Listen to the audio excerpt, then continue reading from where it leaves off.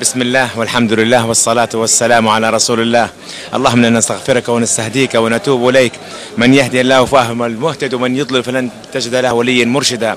وبعد، كان هذا شرف لنا جميعا نحن الليبيين نلتقي في هذا اليوم الطيب الطاهر المبارك الذي كان في يوم من الأيام لا يستطيع أحد حتى أن يحلم في لحظة من اللحظات أن يتفكر في هذه اللحظة أو أن يجلس مع الآخرين، ولكن بسم الله والحمد لله كما قلت ربنا سخر لنا هذه الفرصة الطيبة الطاهرة المباركة أن نلتقي جميعا أجيال متعددة مختلفة، شرائح كبيرة من المجتمع نلتقي اليوم في هذا التجمع الطيب المبارك لنتبادل الأفكار ولنعلن للجميع انطلاق بيان ائتلاف طرابلس، انطلاق حركتنا الجديدة بسم الله إن شاء الله المباركة. وأحب أن أعطي عجالة طبعا أعرف بنفسي، أنا المهندس خيري الهادي التاجوري أحد سكان مدينة طرابلس. وأحب أن أقول الآن زملائي الذين سبقوني تكلموا عن البيان بصفة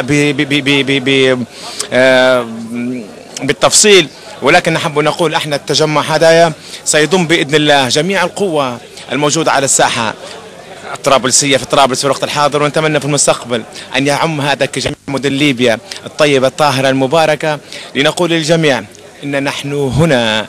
قال هناك رجل في تونس قال هرمنا، نحن نقول لهم نحن انتصرنا، نحن سوف نبدع، سوف نقدم الجديد.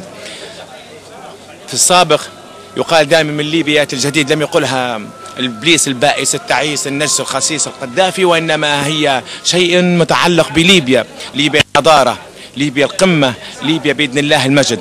سنقول للجميع انتظرونا سنوات بسيطة، لا أقول في شهر وشهرين لكن سنوات بسيطة سترون العجب من ليبيا، سترون العجب بإذن الله، لأن هذه أرض كرامات، أرض بركات، أرض بسم الله ما شاء الله، أرض الحفظة. ولن نقول حفظ القرآن فقط، سنقول لهم نحن العاملين بالقرآن الكريم، لن نحفظ القرآن فقط، وبإذن الله سوف نعمل بالقرآن الكريم. اللهم اجعلنا من العاملين بكتاب الله. ولكم